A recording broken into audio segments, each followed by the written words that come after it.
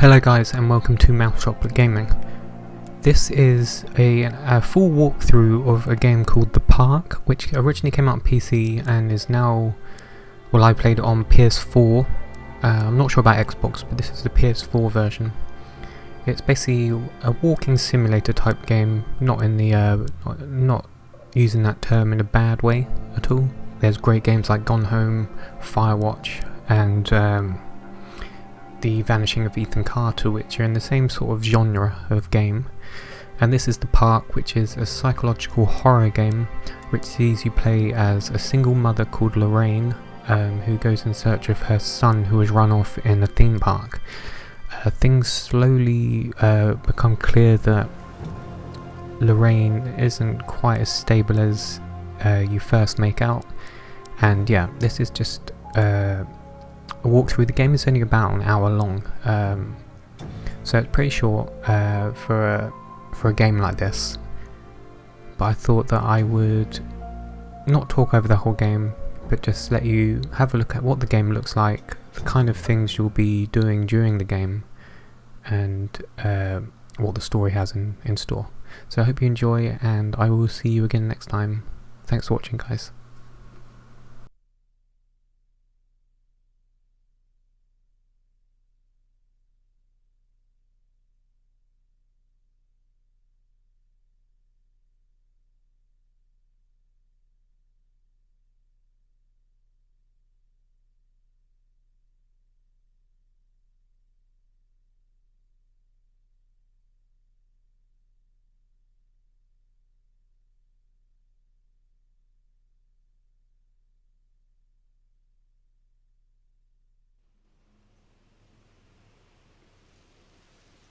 In my heart and mind, I always return to Atlantic Island Park.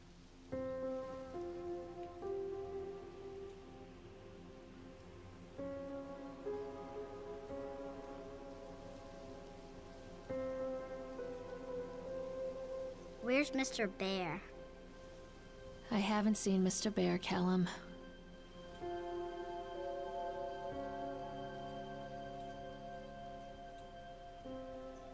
Stay in the car. I'll go and ask information.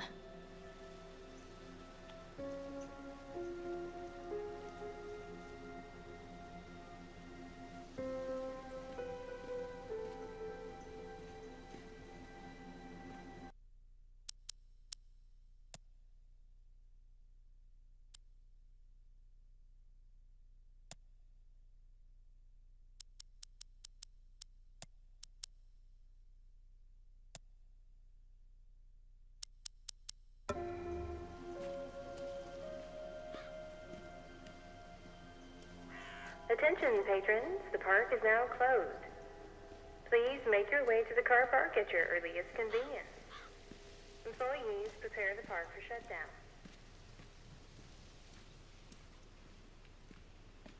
Callum was born the day this place opened. This is his favorite place in the world.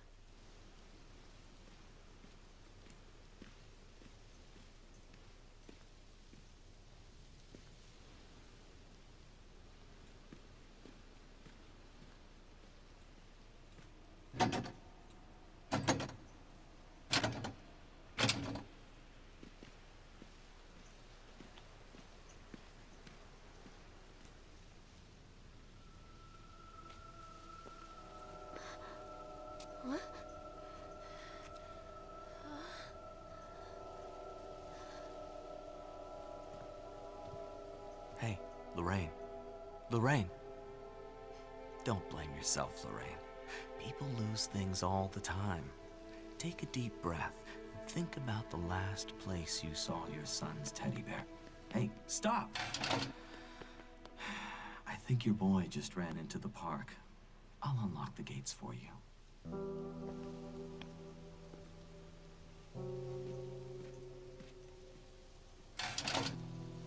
Wait for Mommy, Callum! Come on, this way!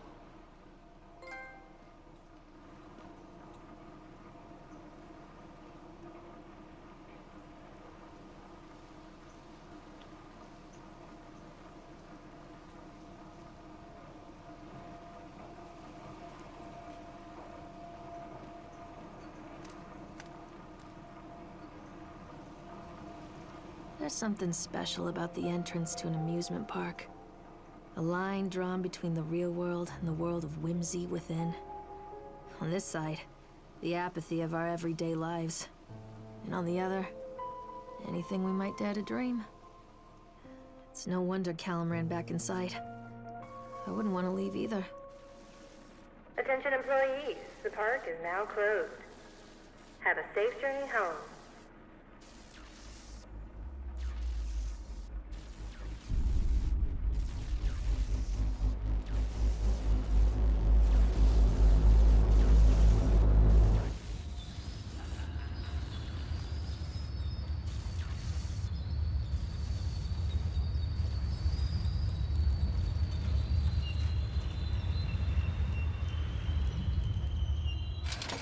Oh God. The park. What happened here? Callum, stay where you are! You can't catch me.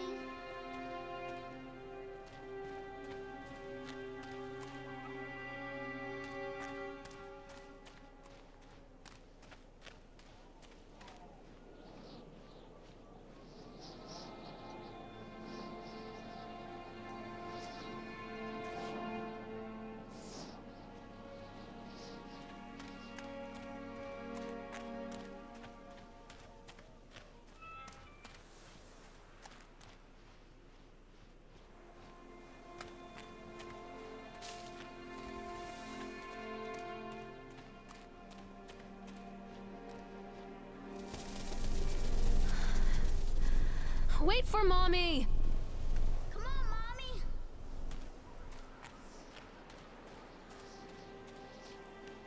Too dark.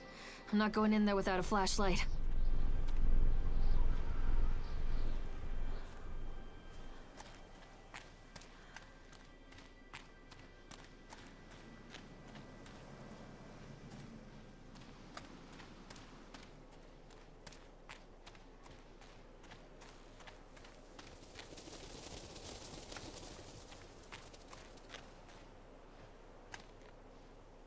I think this belongs to Callum.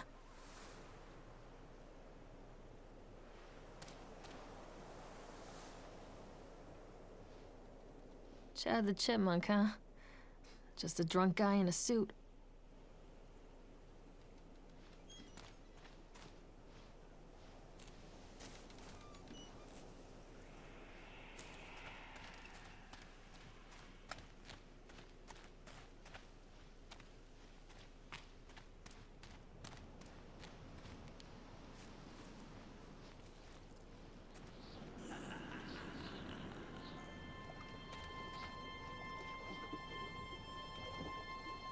Callum, stay where you are!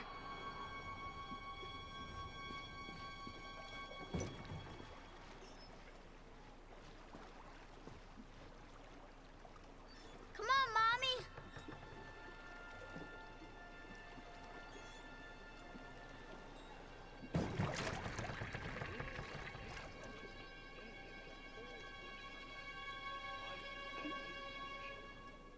A boy named Hansel. They were very poor, very little rice or sap.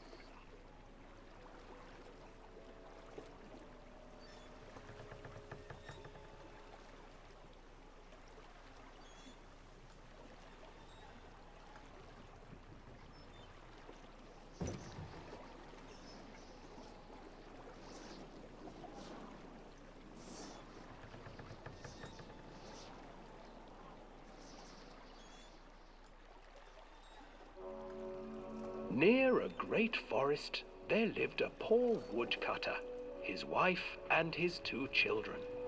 A boy named Hansel and a girl named Gretel. They were very poor and had very little to bite or sup.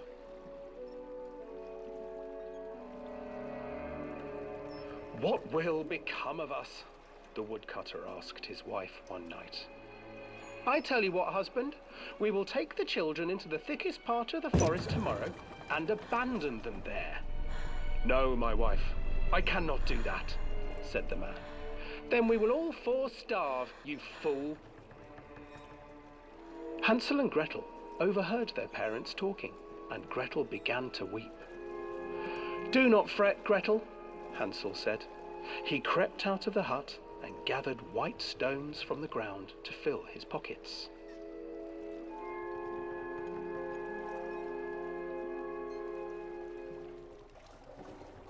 The next morning, the woodcutter leads the children into the forest. Before they leave, their mother gives them a slice of bread and warns them that they will get no more food that day. Clever Hansel leaves a trail of white stones behind them as they pass into the woods.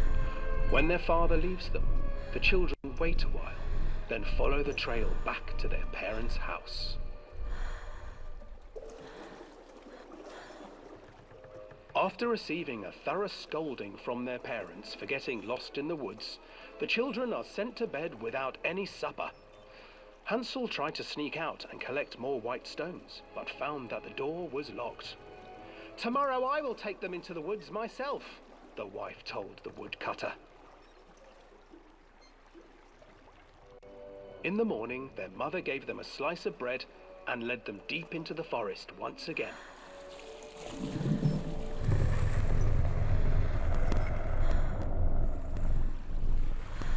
Hansel broke his bread into pieces and left a trail of breadcrumbs to lead them safely home.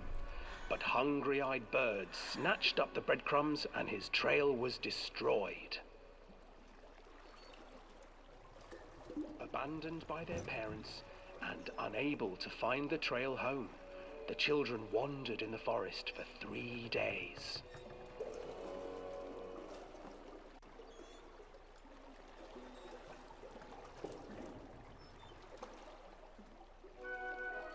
The children stumbled into a clearing with an exceedingly strange house. Its walls were made of gingerbread, and its windows were panes of clear sugar. Hansel, desperately hungry, ran forward and began to nibble on the walls.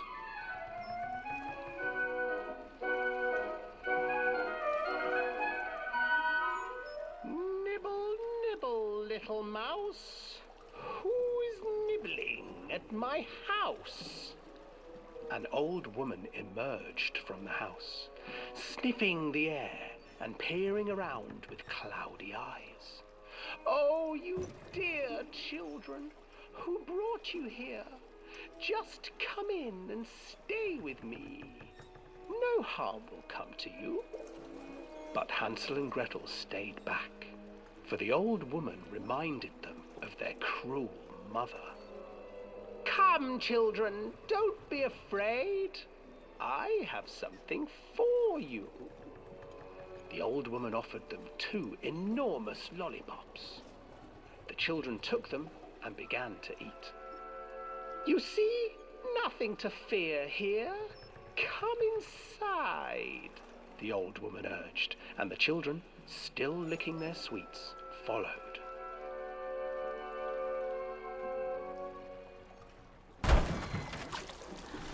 Once inside the house, the old woman changed.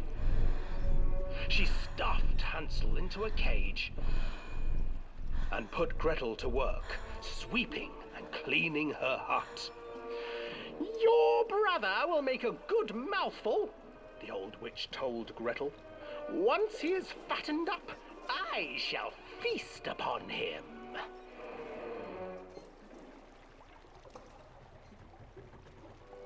Time passed, and poor Hansel refused to eat, fearing the day that the witch would eat him.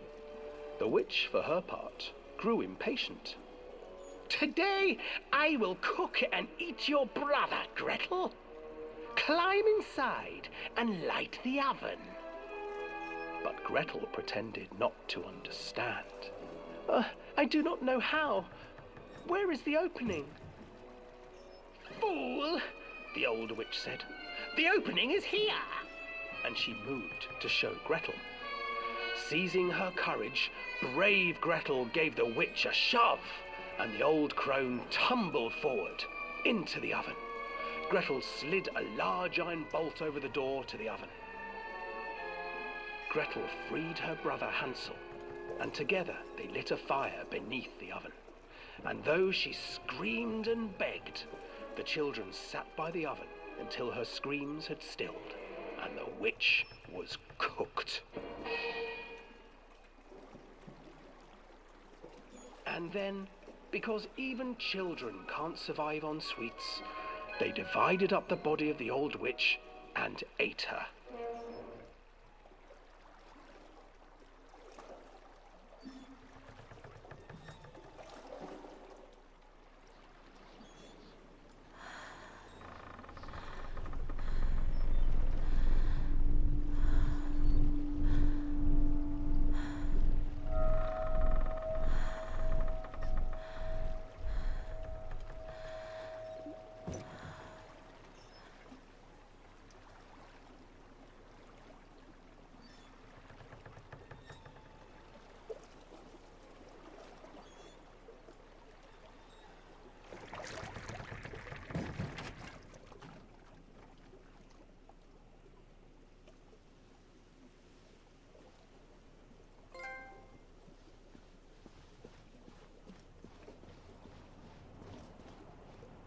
Hansel and Gretel.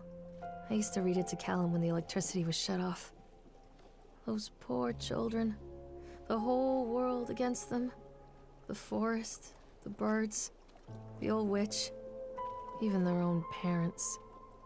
I used to imagine that Callum and I were the kids in that story.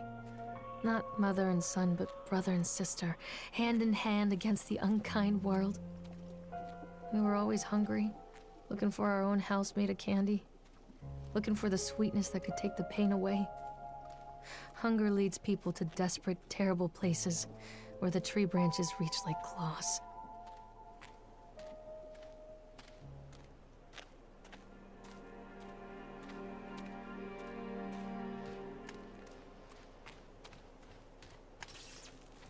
Another accident.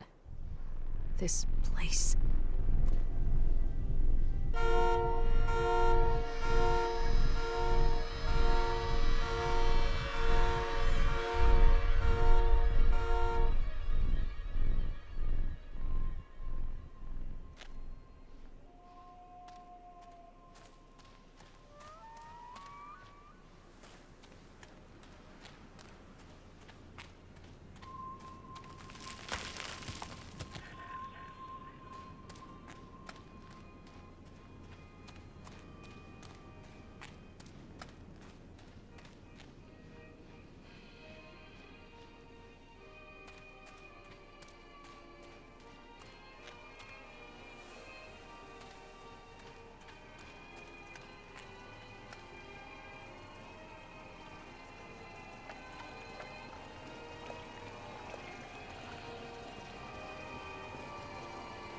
This old thing used to make the blood run to my head. Make me dizzy. The guy just snapped. Those poor kids.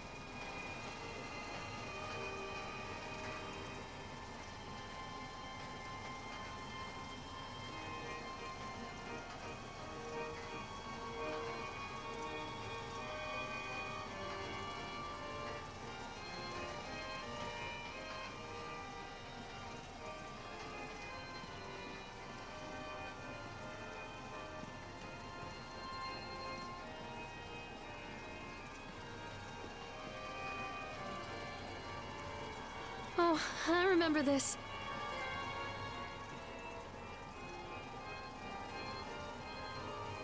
Treachery hides in thoughts. Treachery that lashes like a whip and scars our insides. The first time I saw Callum, my thoughts betrayed me. I looked down at this wrinkled, red, bawling thing and I thought, is that it? We build our world from expectations, and the world that I had built for Callum was no different. He was so real, so there, and so far from my expectations. And they shattered, and as they fell in pieces, that one treacherous thought became a new foundation. All of the love that we shared, all of the warmth and goodness that followed, built on a single, traitorous thought. I can't get on while it's moving.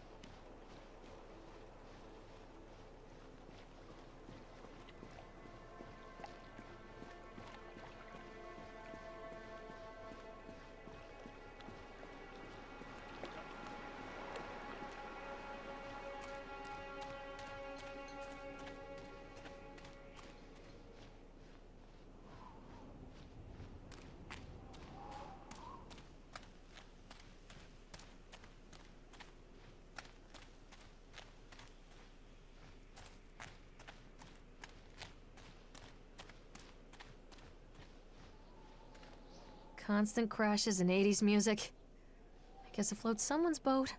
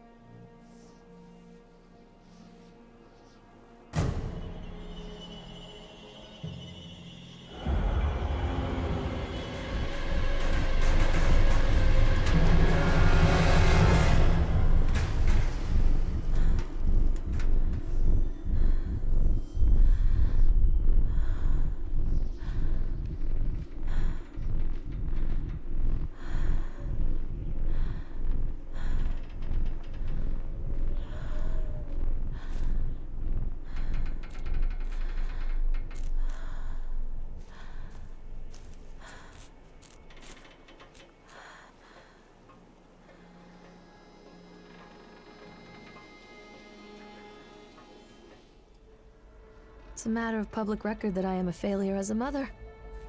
Once, when Callum was very small, I left him asleep in the car while I ran an errand. Don't even remember what it was.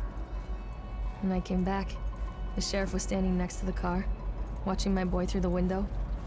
I didn't like what I saw in his eyes. Judgment. He wrote me the ticket without saying a word. Just the scratch of his pen on the notepad. When he gave it to me, our eyes met. I know what you're going through. My daughter, Helen, she just gets some help. Help was a bolt of lightning. Help was 1,000 volts surging through my veins. Help is agony. I'd rather die. I wanted to scream. I'd rather you pulled your gun and shot me. But instead my mouth said, "Yes, Sheriff."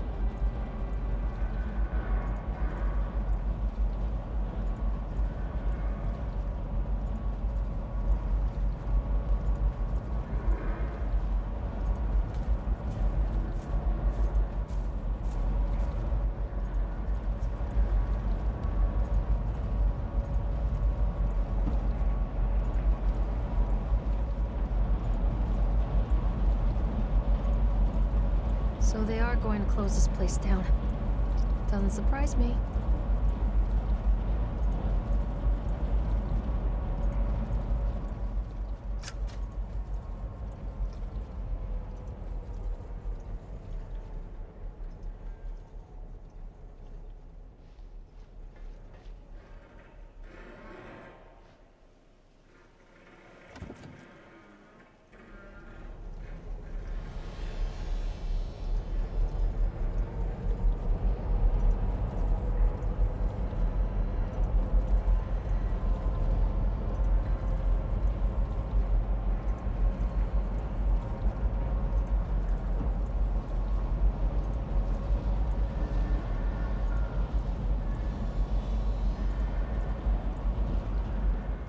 People come into your life for a reason. Dad used to say that before Mom ran off. After that, he mostly just drank. Things were different for Don and I. When we met, I was sweeping the floor at Susie's diner. He came in with some workers, but he didn't try to flirt or cop a feel like the others. He just ordered a coffee and sat there, watching me. When my shift was over, he offered to walk me home. I don't know how to describe that walk. We talked and laughed and eventually kissed. It felt like love. It felt like a fairy tale. I can't tell you if Callum was made that night or one of the ones that followed. But I think it has to be that night. That one perfect night. Don and I moved in together, but then, well, he died. According to the supervisor, his safety harness failed when he was working on the top of the Ferris wheel. Don was there one moment, and then gone. Sometimes people leave your life for no reason. I was 3 months pregnant with Callum. Fairy tale fucking over.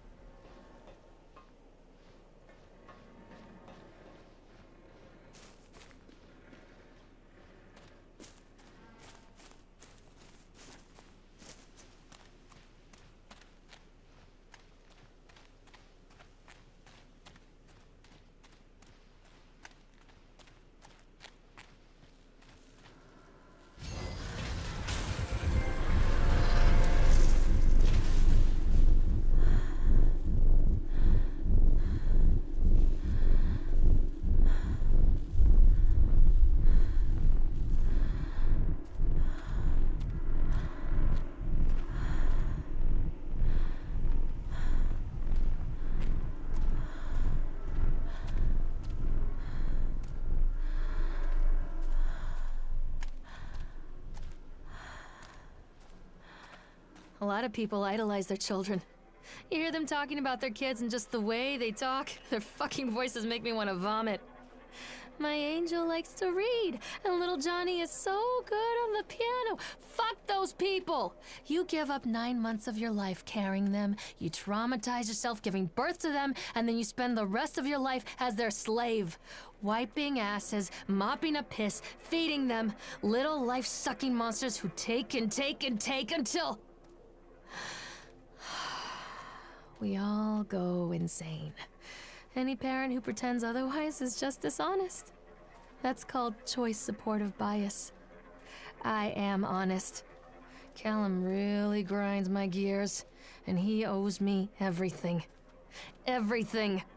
It'd serve the little fuck right if I just abandoned him.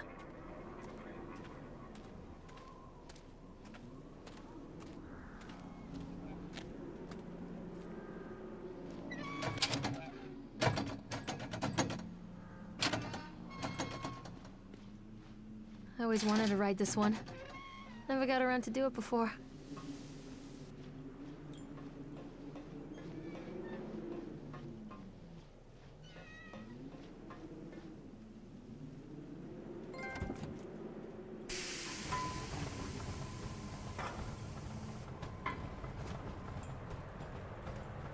What do you want? We need to talk about Callum. What do you mean? What have you done to him? That's insulting. You and your boy are everything that this place doesn't want. The antithesis of what we stand for. Where is Callum? The poor child. He tried so hard to do what he was taught. He even left you a trail of breadcrumbs. But the park is just so hungry. Tell me where my son is. The witch has him now. Has both of you. No happy ending here, I'm afraid. Just leave me alone. Fool. You always were.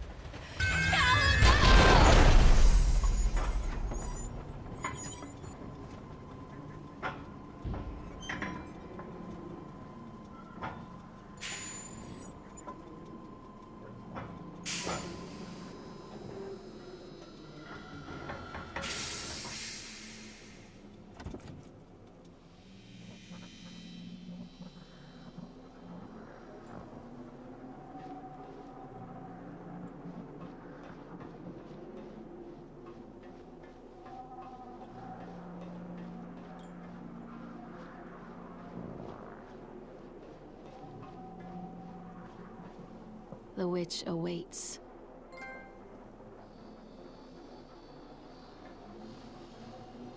Come back!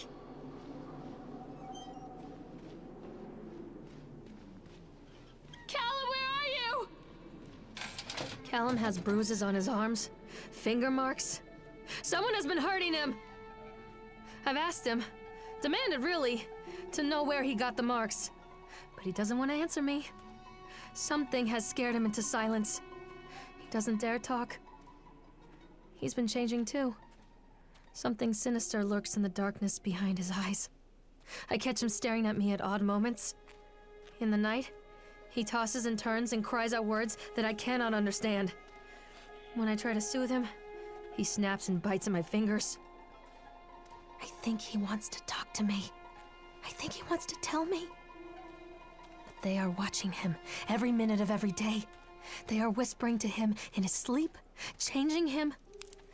They are taking my baby away from me. I can save him. There will be pain. But I love him, and in the end, you will understand why.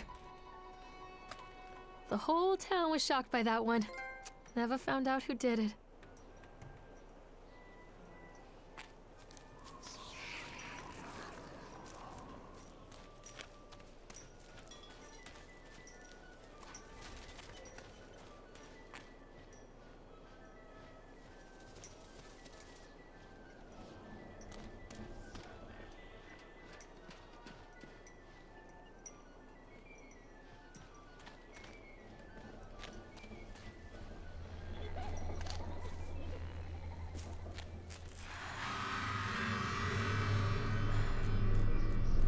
Bastard.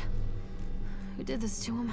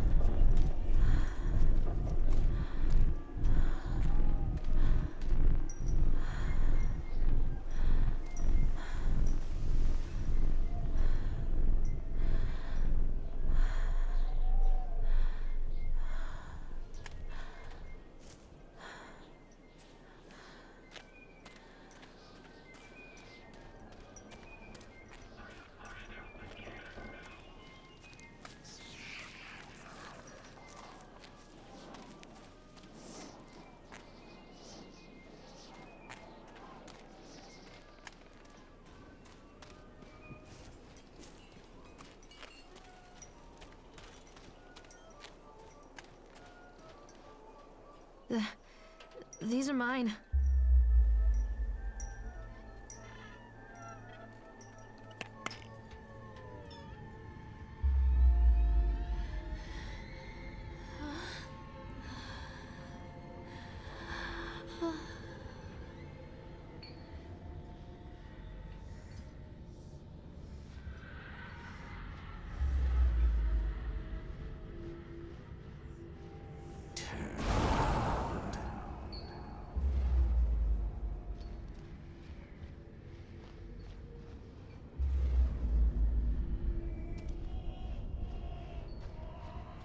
Don't touch me.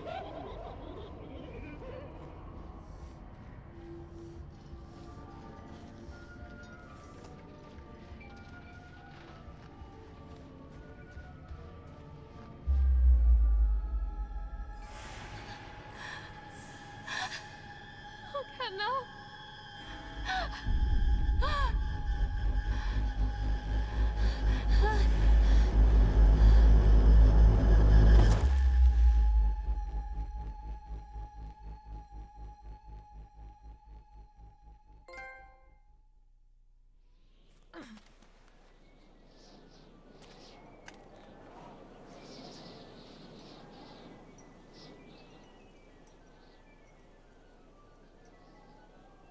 The park is a collage of contradictions all of its own. Millions of people die every year in car crashes, and the park has little cars designed specifically to simulate that action. Hear the children scream with joy. In the sideshow alley, you can walk away with 15 cents worth of mass-produced Chinese teddy bears while a grinning carny pockets your hard-earned $5. What secrets lie beneath the sullen waters of the lake? The tears of jilted lovers, the soiled condoms of illicit affairs, the clotted blood of the lonely suicide. And the face of the witch looms over it all. I've always despised her toothy grin and warty nose. I hate that sparkle in her weathered, watchful eyes. I think Callum is waiting for me. Inside.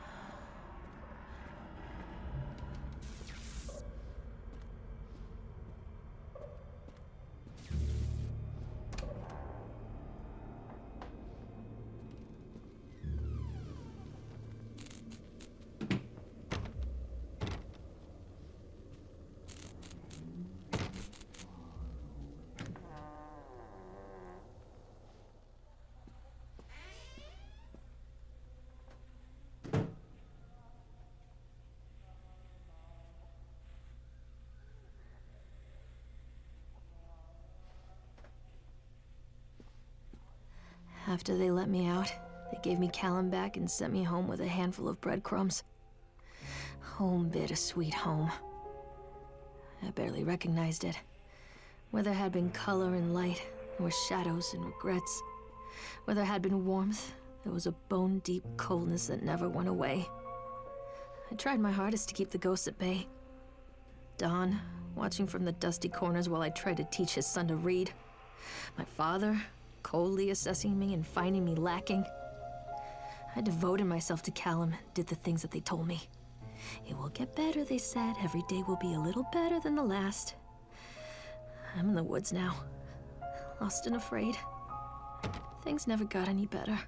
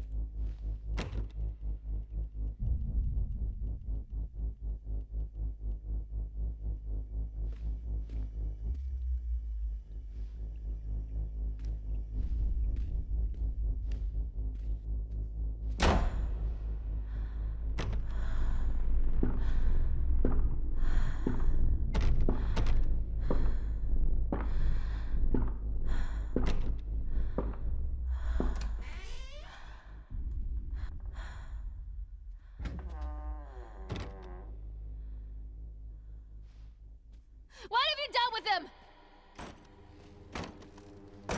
I'm a horrible mother. Where is he? Who was that?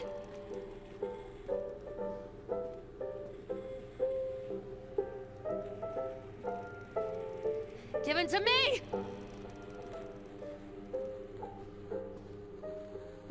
Leave me alone. Leave me alone!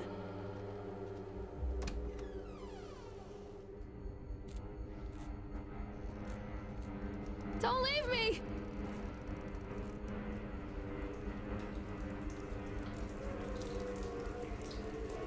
Where is my boy?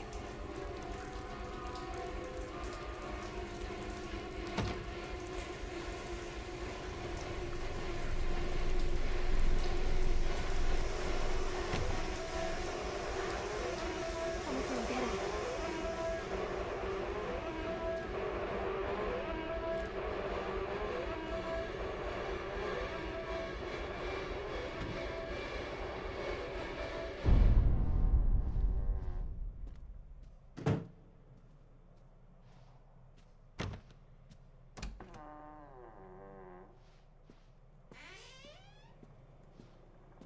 Stories are told again and again, and from their shape we build our understanding of the world. Two children are led into the woods. They are lost for a time, but then are captured by an old witch. A child goes missing in Atlantic Island Park. He wanders lost for a time before finding his way into the mouth of an old witch. In the oldest version of this story, the mother and the witch were the same person. I never wanted to be the witch. But I am, aren't I?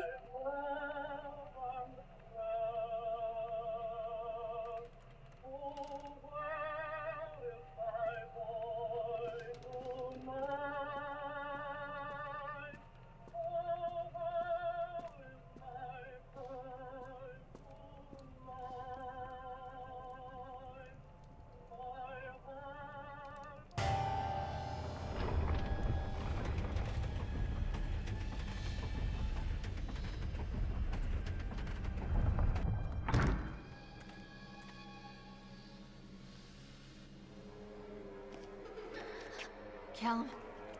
Callum!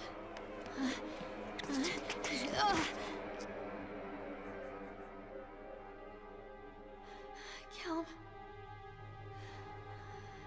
Callum. Callum!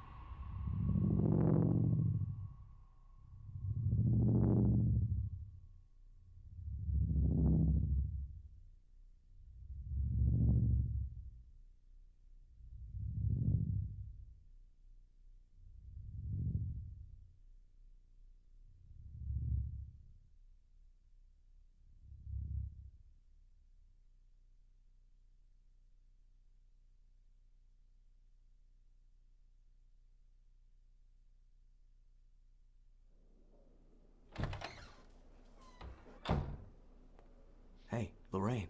Lorraine. Don't blame yourself, Lorraine. People lose things all the time.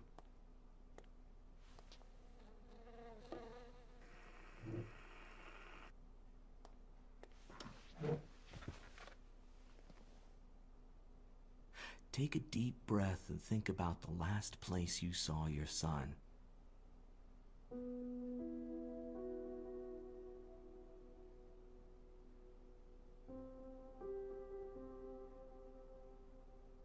In my heart and mind, I always return to Atlantic Island Park.